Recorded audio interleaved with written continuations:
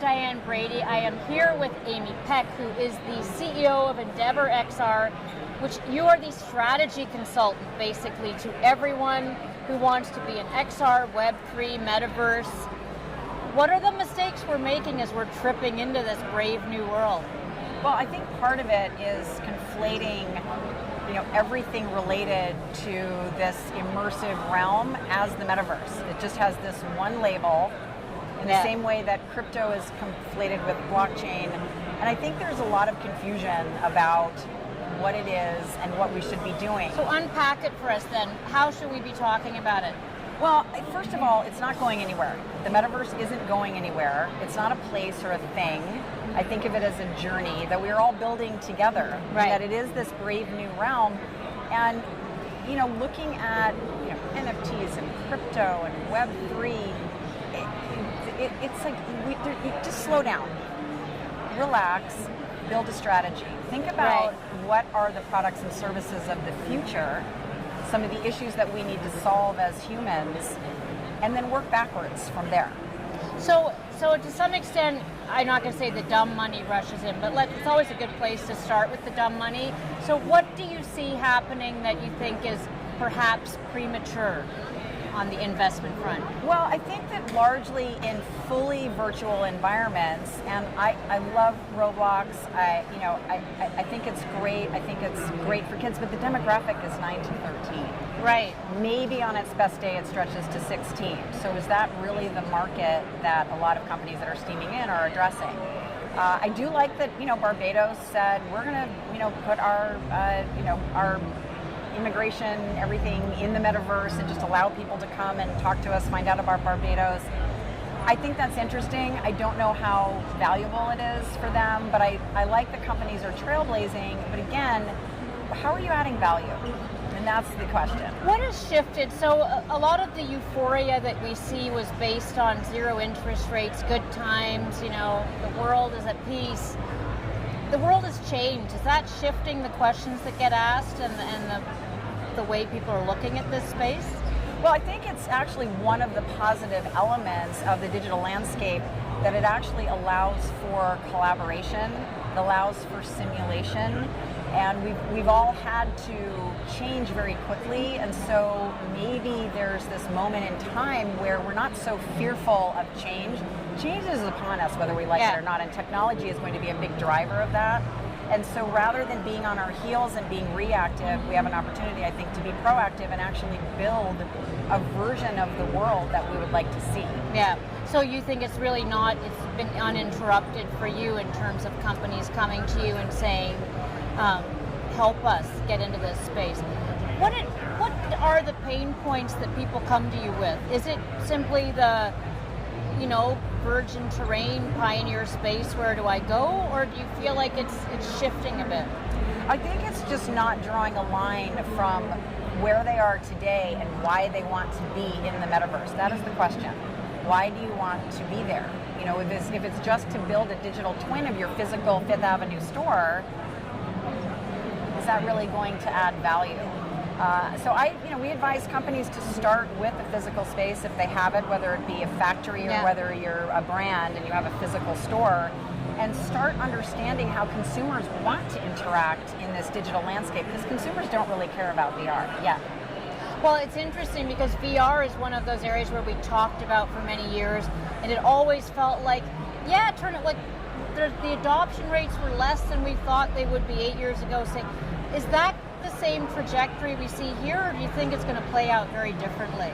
I think it's going to be a very slow burn. I think we're going to be building what we're now calling the metaverse for at least a decade, and then beyond. I mean, this is an infinite landscape. It's part of the challenge I have with a lot of the hype, around this false scarcity of land, of NFTs.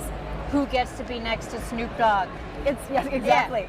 I mean, and Snoop Dogg's not there. No. I mean, I really doubt that Snoop Dogg is running his avatar in Decentraland. Maybe he is. I don't know. Well, the avatar question. So one of the things we hear increasingly is about digital identity, and I think certainly there is this sense of, if you're not paying for the product, you are the product, and this growing understanding of our data.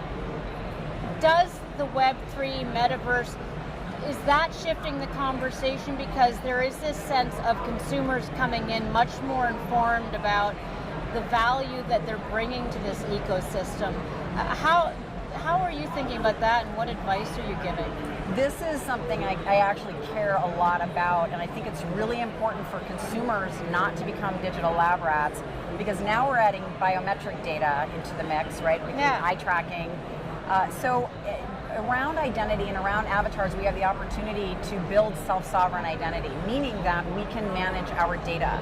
And on the brand side, what I'd prefer to see, and what I'm advising companies, is just ask for data nicely and then offer value for that data, because the elegance of blockchain, again, where we're all missing, is that it allows for these trust factors and for these microtransactions to occur, and this transparent exchange of value for data. Well, and it does seem to suggest that last generation of companies that became quite wealthy off that data, what does that ecosystem look like for them? Is it just a changing relationship with the consumer? That's up to them, right? They are either going to shift. I mean, we've seen a little bit of the walled garden already happening in these realms, and the promise of the metaverse is this sort of open landscape where we're able to move seamlessly between worlds. Now, Web3 has to really support that and interoperability. So there's a lot that needs to happen, and so that is why I caution both consumers and companies to understand, what is the purpose. Games is a great reason to be in the metaverse, but beyond that, there's, I think, a huge opportunity, but a very big responsibility for all of us to build something better. Well, and you're talking about the business to consumer space, in the whether it's business to business or even just within companies. Is that an area where you think we're likely to see as much or more traction initially? Because it's certainly easier to control. Yeah, and that's where the traction is now, especially with virtual and augmented mixed reality. It's incredible utility for companies and solving problems and improving productivity. But we need that to hit that sort of top-down, bottom-up approach, because consumers need to build a fluency with the tech before they'll start really adopting it at work. By the same token, they're being introduced to it at work, maybe they'll take it home, but we really sort of need to close the gap between the two. So I want to make sure we don't misinterpret you before we end, which is, when you say slow burn, if I'm a CEO, I could sit back and say, oh, good, I'm going to worry about this next year. What advice do you have? Is that a good mindset to have right now?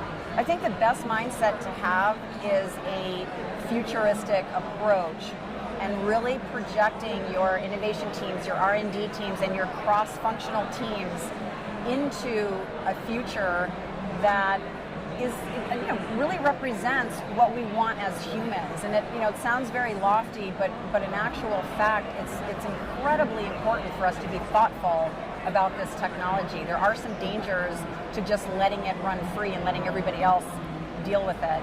So start where you want to be 25 years from now, and then leverage technology to pave that road for you. Any interesting case studies come to mind of who, nameless or not, is doing it well? Yes, there is a certain sports brand who have acquired a company that does really, really beautiful NFT work. And an NFT that has an origin story and that really adds value other than just being a digital replica of something physical, that's where it starts to get interesting. And I like the way they're headed. They went in early and they're going all in, but they're being very, very thoughtful about it. So I'm looking forward to see more from them. Thanks for joining us, Amy. Thank you so much.